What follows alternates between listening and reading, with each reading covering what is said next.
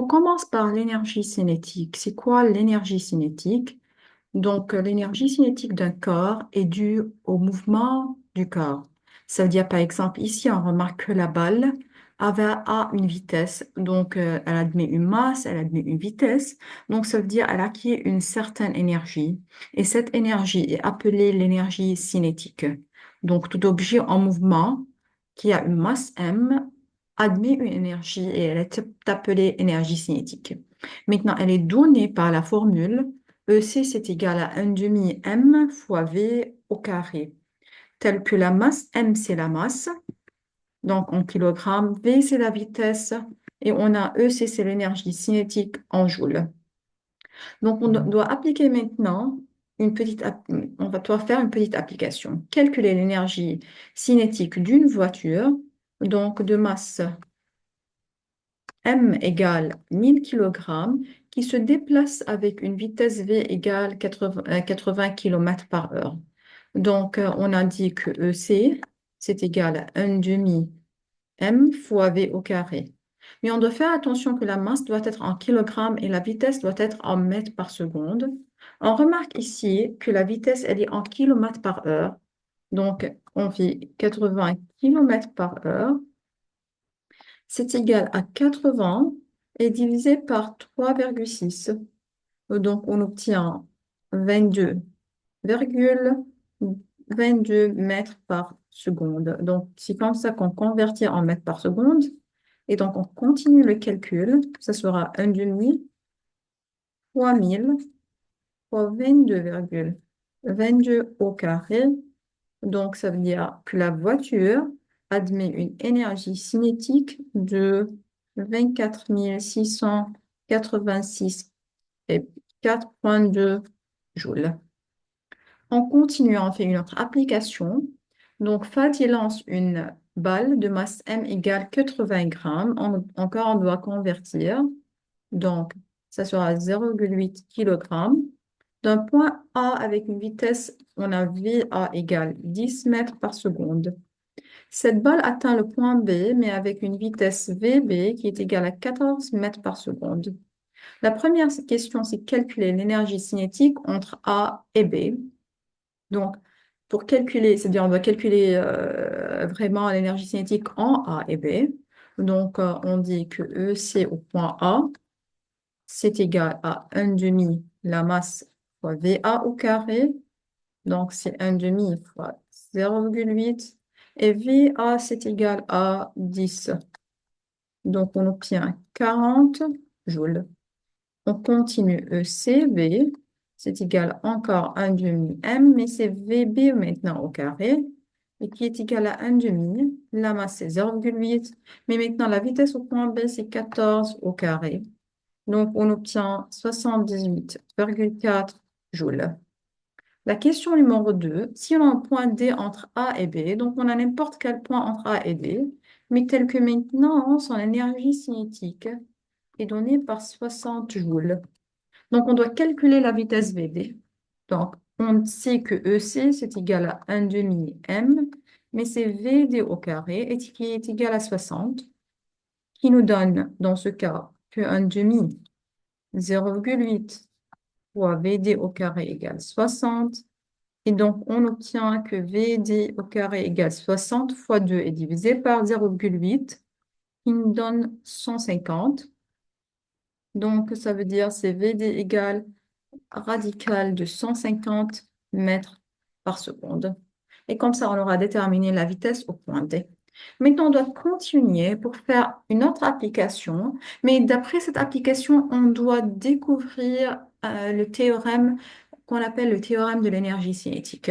Donc, on a une boîte de masse M égale 0,5 kg qui est initialement au repos. Lorsqu'on dit au repos, ça veut dire que la vitesse au point B égale à 0. Elle se déplace vers le point A qui fait un angle de 30 degrés. Et puis, elle atteint le point A avec une vitesse VA qui est égale à racine de 2 mètres par seconde. Donc, on a ça, c'est VA égale radical de 2 mètres par seconde. La force de frottement sur le plan incliné est supposée constante et a une valeur F égale 2 newtons.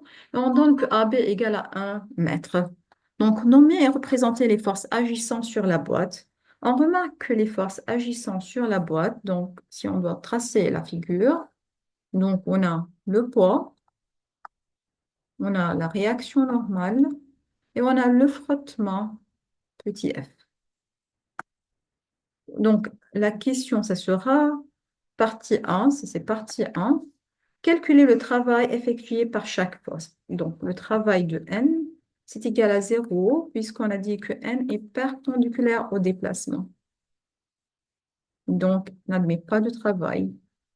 Et puis, on a travail du frottement, c'est égal à frottement, fois le déplacement qui est maintenant ici BA, et fois cosinus. On sait que le frottement est opposé au déplacement, ça veut dire l'angle c'est 180 degrés, et donc on obtient c'est égal à 2, et puis on a BA ou bien ABC1, et c'est cosinus de 180, c'est ce qui est égal à moins 1, donc on obtient moins 2 joules. Maintenant, travail du poids, ça sera égal à m fois g fois la hauteur initiale. Et la hauteur initiale, c'est au point B, moins la hauteur finale, c'est au point A. On remarque que ça, c'est ici, c'est la référence. C'est ce qu'on nous donne que la hauteur au point A, c'est égal à 0. La hauteur au point B, on la cherche. Donc, elle est opposée à l'angle alpha. Ça veut dire c'est hypoténuse fois sinus alpha. On a utilisé le sinus. Donc, c'est AB et sinus alpha qui est égal à la fin 1 sinus de 30 degrés. Et on obtient cette 0,5 mètres. Donc, maintenant, on peut remplacer les valeurs numériques. On a ces 0,5 fois 10 fois 0,5 et moins 0. Donc, on obtient ici à la fin 2,5 joules. Donc, on a répondu à cette question. On continue. Déduire maintenant la somme du travail des forces. Donc, pour déduire la somme du travail des forces, donc partie 3, on ajoute travail de F, du frottement, plus travail de la réaction normale, plus travail du poids. Et donc, on obtient comme réponse, c'est égal à moins 2, plus 0, et plus 2,5. Donc, on obtient 0,5 joules. Partie 4. Calculer l'énergie cinétique de la boîte à la première position, qui B, et puis à la deuxième position A. Donc, EC au point B, c'est égal à 1 demi la masse fois VB au carré. Mais on a déjà vu qu'au point B, le corps est au repos. Ça veut dire que VB, c'est égal à 0. Donc, on obtient à la fin, la réponse est égale à 0.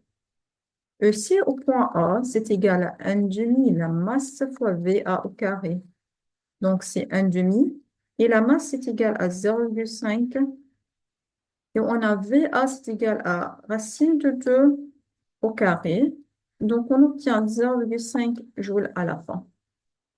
On continue partie 5. Calculer la variation de l'énergie cinétique. Lorsqu'on dit variation, c'est-à-dire c'est delta EC qui est égal à EC au point final moins EC au point initial. Le point final, c'est le point A. Donc, c'est ECA. Et le point initial, c'est le point B. Donc, on obtient dans ce cas, c'est 0,5 moins 0 est égal à 0,5 joules. Et comme ça, on aura déterminé delta EC.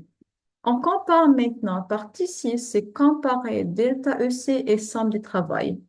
On a déjà vu dans la partie 3 que la somme des travails des forces nous a donné 0,5 joules. Et on a encore obtenu dans la partie 5 que delta EC, qui est égal à EC final moins EC initial, est encore égal à 0,5 joules. Donc, par comparaison, on dit que la somme des travails des forces extérieures appliquées lors du déplacement de B vers A, c'est égal à la variation de l'énergie cinétique.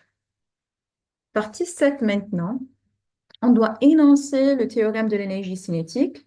Donc, le théorème de l'énergie cinétique nous dit la variation qui est delta EC, ça veut dire en énergie cinétique, donc est due à quoi? Donc, elle est due à la somme des travails ou bien des travaux des forces extérieures agissant sur un corps. Et c'est ce qu'on peut écrire sous cette formule. Donc, delta EC, c'est égal à la somme des travails des forces extérieures appliquées à un corps. Ça veut dire c'est EC final moins EC initial égale à la somme de tous les travails des forces. Et c'est ce qu'on appelle le théorème de l'énergie cinétique.